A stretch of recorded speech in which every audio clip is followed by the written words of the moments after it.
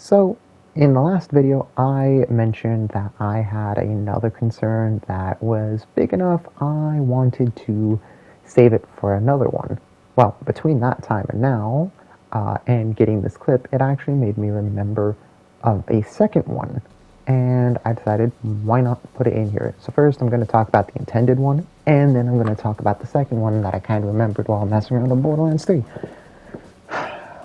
The first one is that as a problem we've had throughout all the Borderlands games, the ones I've played and even the ones I haven't played, I think we can all agree that we have had in the past certain weapons of different rarities not being worth the grind, either because they were too gimmicky, it affected their actual combat potential, or for other ones, they were literally just too weak in that they couldn't kill. Instead of just speaking about it and then waddling off to another subject, I am going to throw out some examples, and instead of going for more controversial ones, I'm going to pick some really low-hanging fruit here and keep to ones we all agree, one way or another, were just too weak or too gimmicky. The first one up, of course, if anybody was able to guess this right immediately, was the pearlescent Tunguska rocket launcher in Borderlands 2. This thing was supposed to be, in all ways that it shows the player, a direct upgrade to the Nukem rocket launcher. And the fact of the matter is, both visually and effectively, it was a straight downgrade, even though it's rarer to collect. In case somehow this person is watching it without knowing anything else and is wondering, okay, well, how bad is this? Well, to get the Nukem in Borderlands 2, there was a specific enemy in a map called the Dust that you would have to run over to their location and see if they spawned in. If they spawned in, you'd kill them and have a chance to actually get the Nukem. That's direct, if just a little bit of a grind. Fine. For the Tunguska, you either had to do a whole gauntlet mission called the Raid on Digistruct Peak, and not only that, you had to have repeated it enough times to access a high enough difficulty so you could actually get to the final boss. It literally won't let you get to the room with the boss unless you're on high enough difficulty. Then, when you're fighting them, after you defeat them, it has a chance to drop any of the first generation pearlescents. One of them, yes, being the Tunguska, but it also has a chance of dropping other pearlescents that we will most likely mention in a minute.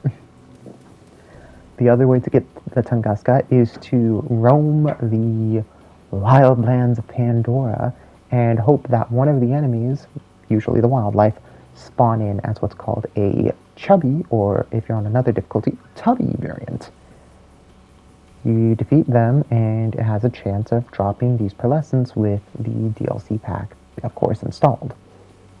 But, yeah, tubbies are supposed to be a bit of a rare instance, so that's also a pretty bit of a long grind as well. Along with tubbies already having such an oversaturated loot pool, it's really not a good idea to, how to say, if you can, it's not a good idea to farm tubbies for first generation pearlescents.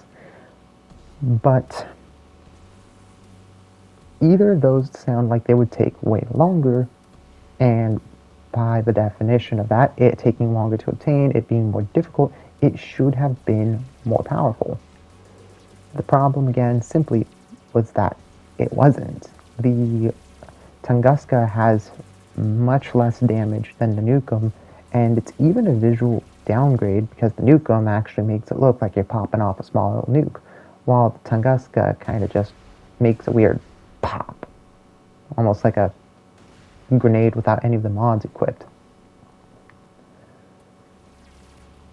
The next one I can immediately recall is the Stalker pistol, pearlescent Vladov sidearm, and yeah, its special ability is that it ricochets 4 times, but has slower projectile velocity. I don't know if its base damage is actually higher than most weapons, but I can tell you from testing, sure as hell don't feel like it. One of the most egregious pearlescents, though, for Borderlands 2 was the Unforgiven pistol, which was a Jacobs pearlescent. Now, Jacobs, of course, already has a very fun reputation of just being high damage, high recoil, and usually mashing the trigger as fast as you can. Accuracy be damned. The Unforgiven was supposed to be a bit of a reverse on that high fire rate. It was supposed to be even higher damage, higher critical damage, so it awards precision, but with the only downside being its fire rate was slow. If it could actually, like, just one-shot headshot, that would be fine. But its damage was so weak that it didn't feel worth it. And it had the same trouble as farming the Tunguska, since it was part of the first generation of pearlescents. And I should have specified that was with the Stalker pistol as well.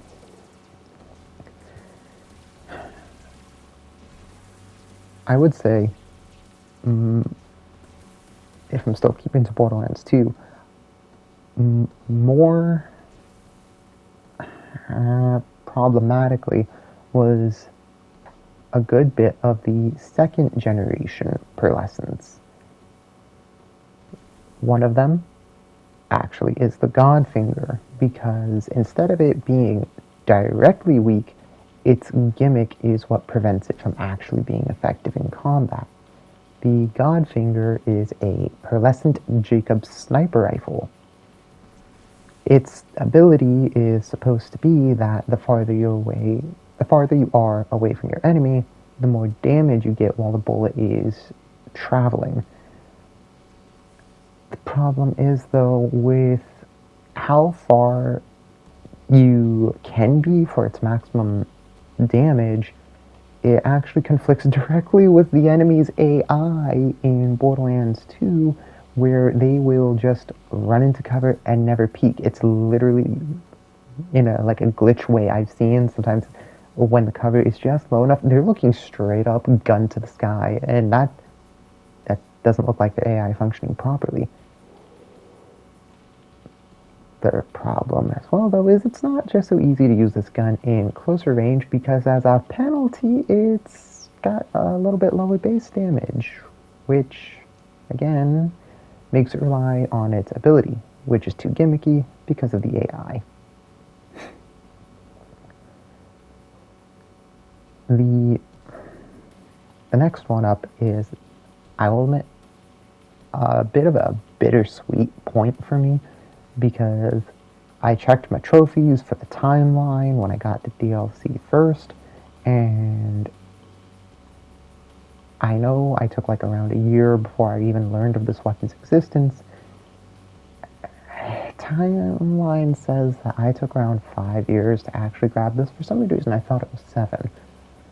But with breaks included, I will admit, 5 years with breaks included, it took me that long to get the Casual Carnage shotgun, which is another pearlescent Torg shotgun, which is supposed to fire mini rockets. Again, I'm going to be completely honest. It just doesn't deal enough damage as it's supposed to. This weapon took so long to collect, and it can do ad clear decently, but it feels like it could have done more. I think that is a problem whenever Borderlands has had not just higher rarities beyond legendaries, but when it has too many at all. Now, hopefully, I really just wanted that, these things can operate. But the first thing I really do think that should happen is these weapons need to be powerful. I don't care if we're talking about another legendary that's weaker than a different one, or if we're talking about a rarity that's supposed to be higher than legendaries. It really sucks when you find something that is supposed to be rare and it can't get the job done. Almost all of the pearlescents were the embodiment of that in Borderlands 2. And even the pearlescents that were operational were either just locked to ad clear or were gimmicky and more or less remembered for an unintended interaction. I'm looking at the saw bar with Ahab. As a good example, that one has a better chance of being actually useful. It's an assault rifle that after the bullet travels a set distance, it will fire out like 3 explosives in general proximity and they blow up. So if you get the distance right, you get 4 times the damage. Now, it can work and it is really gimmicky, but unfortunately, if I remember right, this thing got way more attention and it does also get more use from me by a glitch that has been known for a long time, where you can transfer the damage of a rocket launcher onto like 3 or 4 other weapons. And yeah, it transfers full damage of the rocket launcher onto each of those explosives. I've had more use out of the saw bar doing that rather than actually using the saw bar itself. I feel like I did go a little on my own rant there. Hopefully it came off still somewhat constructive, and this is going to continue into another part. Why are we going to be hunting these rare weapons or even trying to use them when there are more easily obtainable and far more consistent weapons? Who is going to use the pearlescent Unforgiven when there is just the Maggie? I'm not even talking about the Herald, the Maggie. And if you want a precision weapon, why aren't you using anything else that usually gets the job done more? Hell, even the Layuda is a better precision weapon than the Unforgiven, and I'm not using that as like saying, oh, Layuda's bad. No, it's because it's actually a good weapon. It's a good example of precision weapons. I really would have enjoyed if most of these pearlescents were actually worth the grind, and I don't want them gone. I'm really specifying that. I don't want them gone. I just want them to be useful. And if there are any of these weapons that are somehow lackluster, I hope that they can be, I wouldn't say fixed, just buffed. If they're too gimmicky, make it less unreasonable. If they're too weak, just give it more damage. But the last thing I want is for them to just be gone.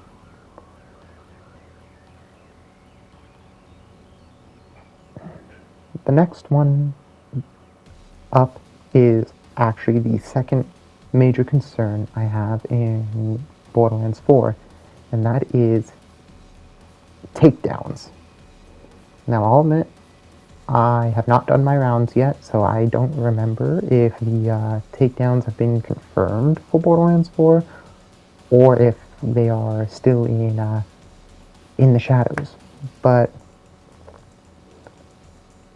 I'm going to say that as one who has played Destiny and has played the raids that the takedowns were basically supposed to be Borderlands equivalent to,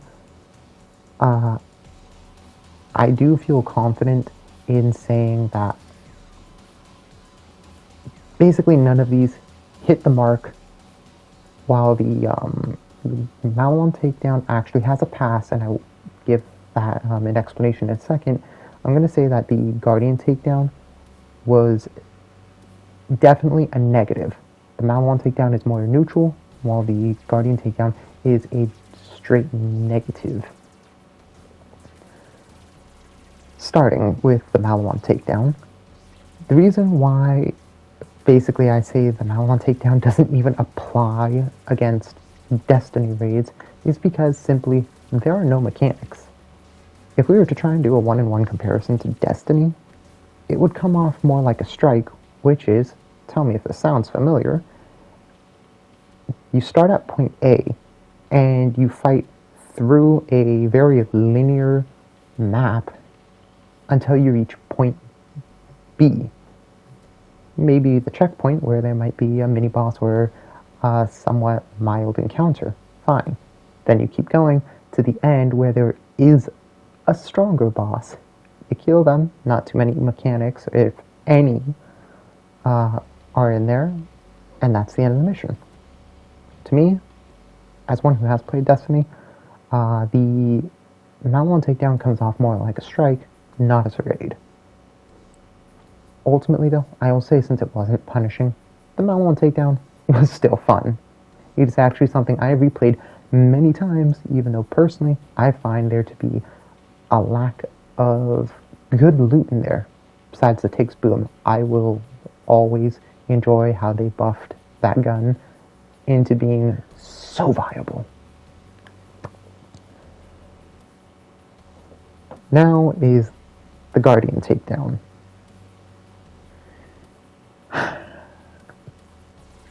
The Guardian takedown is definitely a negative because I know people have said before, oh, it's just the charging plates, just the charging plates. There is a little bit of a further description that can be put on there besides just saying get rid of them. If I had to make a direct comparison, the Guardian takedown felt a lot like Vault of Glass Envy on the front door. Vault of Glass had the same starter mechanic where you had to stand on plates to charge them until the encounter was complete, having to defend from enemies trying to encroach on the plate and halting your progress. Now, there are a few nuances that I'll admit I didn't even notice until I started making the comparison in my head against these directly. When it came to charging the plates in Destiny, the enemy's spawn rate was toned back, even on the higher difficulty mode that I do remember playing, Master Vault of Glass. The spawn rate on the enemies were very toned back, and the important ones that could actually rush the player or insta-kill them were heavily telegraphed.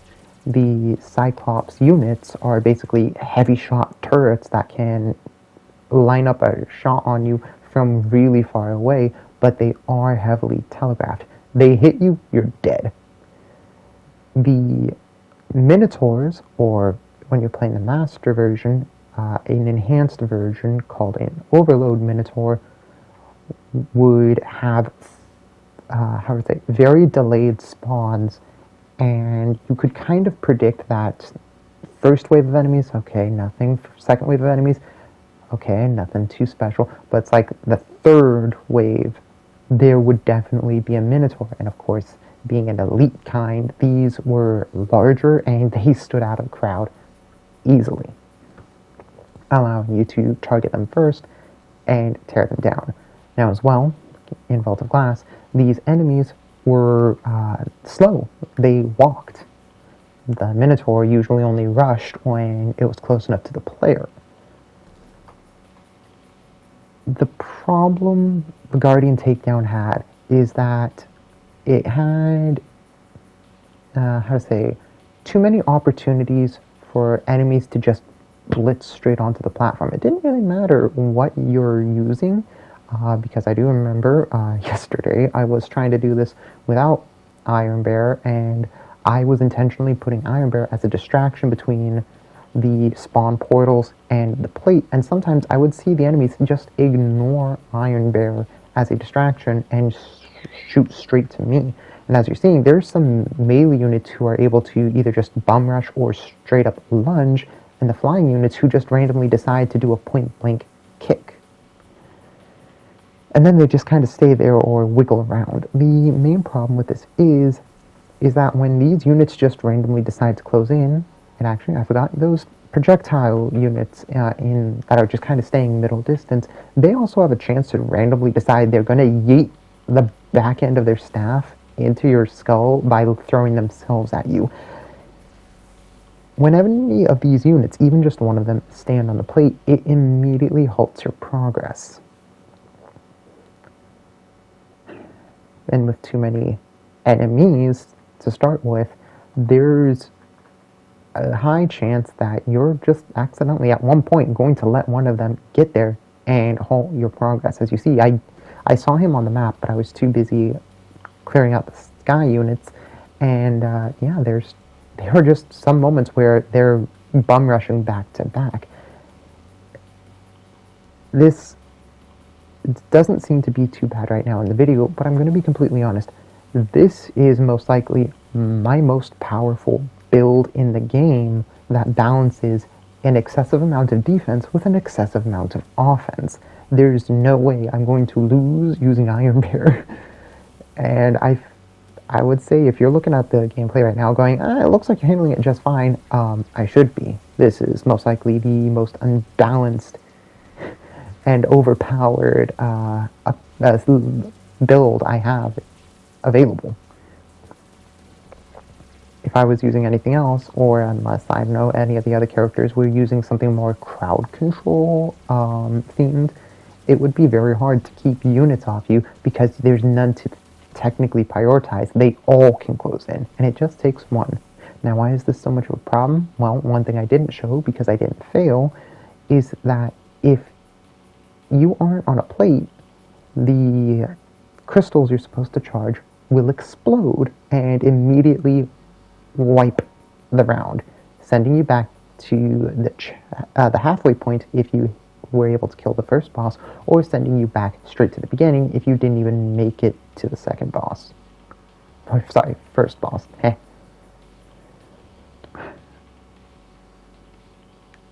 Because the rest of them are losing their charge, it is excessively punishing to even just lose a few seconds trying to charge a plate when one of the enemies just randomly decide, I'm going to go point blank even after dealing with the designated melee units who are supposed to go point blank. Vault of Glass did not have this problem directly. When you were opening the front door, if someone lost a plate to an enemy unit, well, it was very much possible to bring back the round because there was no wipe mechanic for losing the plate. Even in later encounters on Vault of Glass, where you did have to sorry, I was loading for a second. Even in other encounters where you did have to hold more plates, it wasn't an immediate loss or a genuine detriment to the round, losing a few seconds. There was a lot of grace periods where losing a plate wasn't bad. You could bring it back. Yes, maybe there were other players waiting for you, but there was a feeling of forgiveness in there, even on the master mode. I know there's other raids in there in Destiny that used plates, but my brain keeps connecting these plates to Vault of Glass.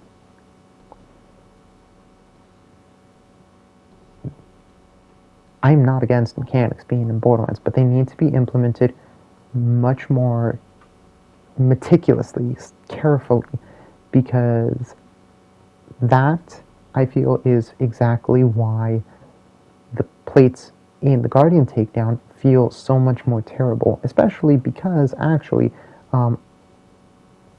with how powerful the enemies are in the Borderlands game as well, builds that somehow do not just completely negate damage or have an obscene amount of durability very much heavily rely on their ability to stay mobile in a fight, always keeping distance, always trying to keep on the move so that, well, of course, you don't get hit so easily. But the plates contradict that by restricting your movement and forcing you to suddenly be the ad-slaying machine no matter what.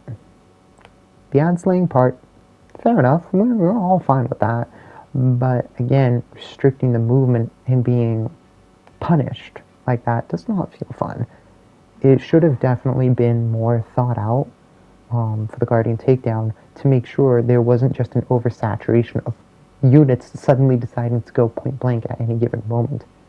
If somehow they could have programmed it that, say, the only ones that were closing in were the Spectres, and all the other enemies just forgot that they could go point blank, it would have been way more tolerable, even if the mechanics themselves were still very simple.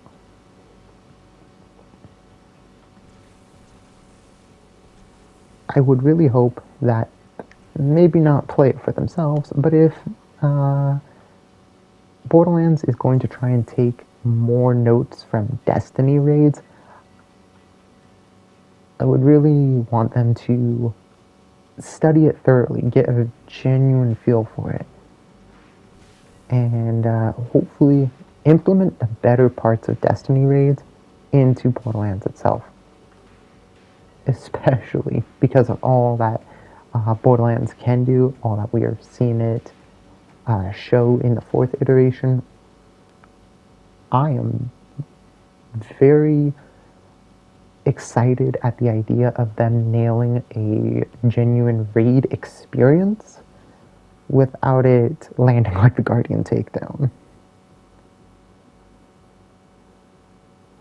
I really do hope that that this is still coming off more as critique than just straight bashing. And now, now that I just thought of it instead, this could be a pretty decent culmination, especially if they want to add more takedowns. This goes back to the loot real quick. As long as the loot is good, I am also up for more takedowns. I don't think they intended this, but I would say one of the only good parts of the Guardian takedown is that there is almost no good loot inside it, so the player doesn't feel forced to actually play it. I genuinely did not remember hearing much or seeing builds with the smog, even though I was wondering if it could be utilized in a way that I just wasn't thinking. It was supposed to be a super high damage SMG, but it just kind of didn't hit the mark. The Globetrotter rocket launcher you can get from this takedown is also another highly situational one, where it's supposed to fire out 3 energy discs that bounce around in a general location. Very good for a Moze player, but the problem is that they need to actually go down and up and down and up and bounce, which means they also are affected by locations with different gravity. One of the weapons you can get in the Guardian takedown is actually a very poor choice for the takedown itself because of the low gravity. These things can't bounce either as fast or detonate before they even get past their second bounce. It's very contradictive. The web slinger just, I could never get that thing to work, and I don't think anybody else could genuinely get that thing to work either. These are the 3 weapons I can even just remember that you get from the Guardian takedown, and they were all lackluster. They couldn't get the job done any better than what we already got. But these were supposed to be, in my mind, they came from the hardest activity. They should be the most powerful wards, and yet that didn't happen. So I really hope as another part that they're going to do, and this is a culmination of both sides, loot not being worth the grind, and takedowns feeling bad. If they were to make a good takedown and put good loot in it, I would be so excited. I really do hope this was a good attempt at articulating my concern and idea. Now, if you agree with this, I really hope that you share this idea, this, I don't know, mindset to anybody else. I don't really care if the video itself is shared or not, but at least to have someone, so hopefully that this can get to a larger audience and maybe get to the developers of Borderlands themselves and make sure that this problem does not come to pass again, or have them confirm that, nah, they already fixed this.